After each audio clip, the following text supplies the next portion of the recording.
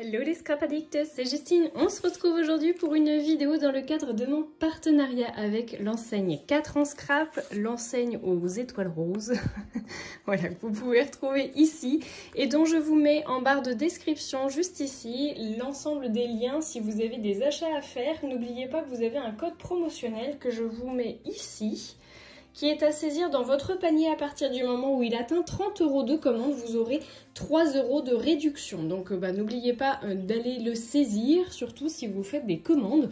Je ne gagne rien du coup sur ce bon d'achat. C'est vraiment pour vous, pour avoir 3 € de réduction. Donc ce serait dommage de passer à côté. Je vous ai ressorti aujourd'hui, ça sent bon le printemps. Oui, on n'y est pas encore, mais honnêtement, j'ai déjà envie de scraper le printemps. Vous allez voir qu'on est un peu mitigé parce qu'en fait, on va surtout scraper la pluie. Voilà, donc aujourd'hui, on scrape la pluie et j'ai une astuce géniale à vous partager. Je pense que vous connaissez déjà, en tout cas pour celles et ceux qui ne connaissent pas, eh bien, notez bien du coup l'astuce qui va suivre. Je crois pas vous l'avoir dit, mais aujourd'hui, on va s'attaquer à une carte et on va également faire de la colorisation avec nos aquarelles. Je partage tout de suite l'astuce avec vous. Pour ça, vous aurez besoin d'un pochoir. Donc moi, j'ai choisi le graphique de chez 4 en scrap, c'est le pochoir numéro 11. Je l'adore, je le trouve vraiment très très beau ce petit pochoir et je trouve que voilà, il va vraiment dans tous les thèmes. Donc j'ai ressorti mon pochoir, pardon. Et vous allez avoir besoin donc dans votre machine de découpe d'utiliser, alors moi j'utilise un tapis de souris, un vieux tapis de souris, mais vous pouvez aussi utiliser éventuellement un pull, enfin en tout cas un tissu assez épais pour que vous puissiez y insérer votre papier. Je vais vous le montrer, bon, je vais vous montrer le résultat après. Vous mettez votre papier, vous mettez votre pochoir et vous me passez ça dans votre machine de découpe en forçant un peu. Du coup, moi j'ai la Mademoiselle Toga donc je peux faire un réglage, mais si vous ne l'avez pas, du coup, soit vous enlevez éventuellement la plaque du dessous et vous me mettez du coup un élément comme celui-ci assez souple, si on peut dire, pour que vous puissiez avoir en fait finalement les empreintes du pochoir et regardez ce que ça vous donne. Tadam! J'adore, je trouve ça trop beau. En fait, finalement, avec le pochoir, vous avez réussi à faire un classeur d'embossage. Et ça, moi, je trouve ça génial. Donc, je suis partie de cette idée-là. Alors, vous pouvez voir, du coup, que je l'ai fait des deux côtés pour essayer d'embosser un maximum de surface. J'ai pas réussi à tout faire, mais c'est pas grave, puisque du coup, on va venir faire une découpe de 8 cm par 8 cm. Je vais venir faire une découpe en 4. Donc à 4 cm.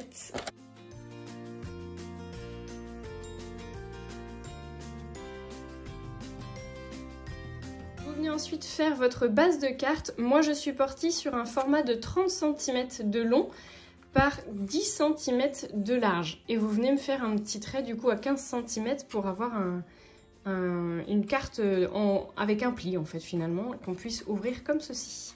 Et on va venir faire la décoration sur le dessus. Je commence par créer mon fond avec le fond texte numéro 2. Donc c'est le tampon 217 que je trouve vraiment très beau parce qu'il a un aspect assez vieilli si on peut dire. Je le trouve vraiment très sympa et je vais venir l'embosser avec de la Versafine noire.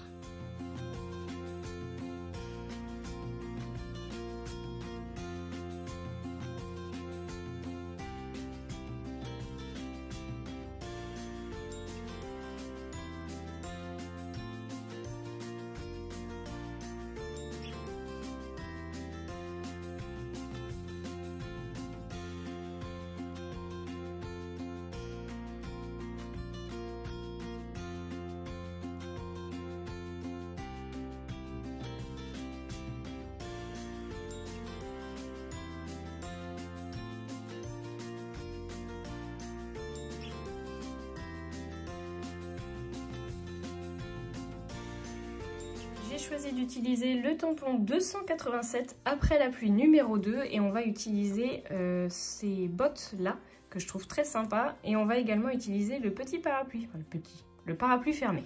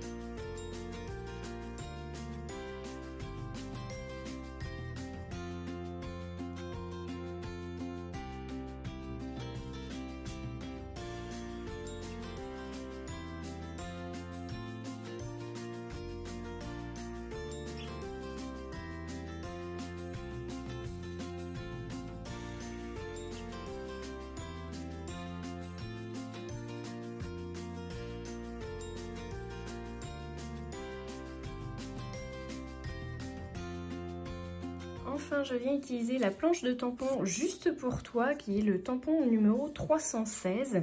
Et celui-ci, on va venir utiliser le petit texte, juste un petit mot ici. Et je pense qu'on va également utiliser les petites enveloppes.